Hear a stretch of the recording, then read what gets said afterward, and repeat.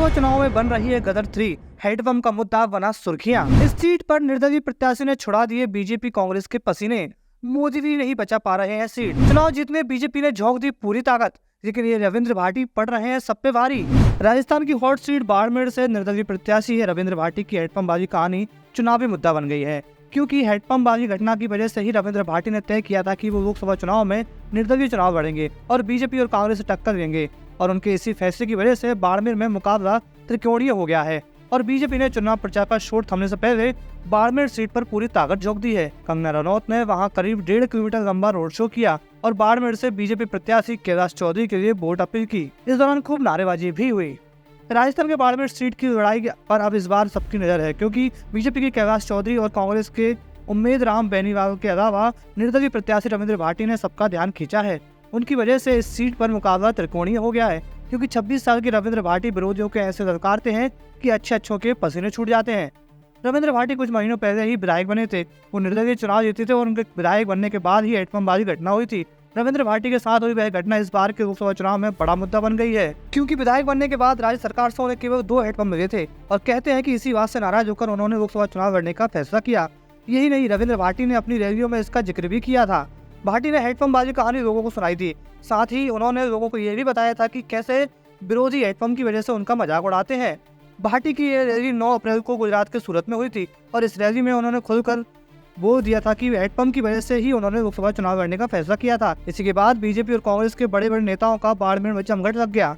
रविंद्र भाटी ने कहा था, तो मैं उनको कहना चाहता हूं कि ये वही रविंद्र है जिसके कारण जयपुर और दिल्ली आज बाड़मेर आकर बैठी है। बाड़मेर लोकसभा सीट से दावेदारी पेश कर रहे 26 साल के रविंद्र भाटी कुछ महीनों पहले ही पहली बार विधायक बने थे और विधायक बनते ही उन्होंने अपने विधानसभा क्षेत्र में काम करना शुरू कर दिया था। रविंद्र भाटी बाड़मेर की शिव विधानसभा सीट से विधायक चुने गए थे। अपने इलाके में पानी की समस्या को देखते हुए उन्होंने राज्य सरकार से कुछ हेडपंप मांगे थे।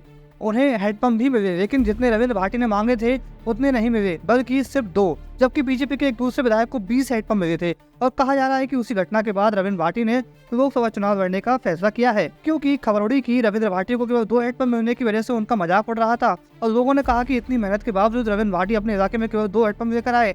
सूरत में 9 अप्रैल की रैली में रविंद्र भाटी ने उसी बात का जिक्र किया था। रविंद्र भाटी ने कहा, कई सारे नेता कहते थे विधायक बने 3 माह हो गए, क्या किया है इसने कि वो 2 हेडपंप लेकर आया है। यानी विधायक बनने के बाद सांसद बनने की राह पर चले रविंद्र भाटी ने अब तक का ये सफर हेडपंप की वजह से तय किया है।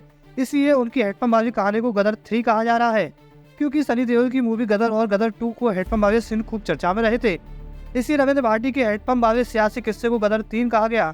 रविंद्र भाटी ने अपनी रैलियों में इस मुद्दे को जोर शोर से उठाया, यहाँ तक कि उन्होंने हेडपंपबाजी घटना की तुलना महाभारत में पांडवों की 5 गांवों की मांग से कर दी थी और बोल दिया था कि जिस तरह से महाभारत में पांडवों की 5 गांवों की मांग पूरी नहीं होने पर युद्ध हो गया था, उसी तरह की सियासी युद्ध उनकी हेडपंप की मांग पूरी नहीं होने पर छिड़ गया है।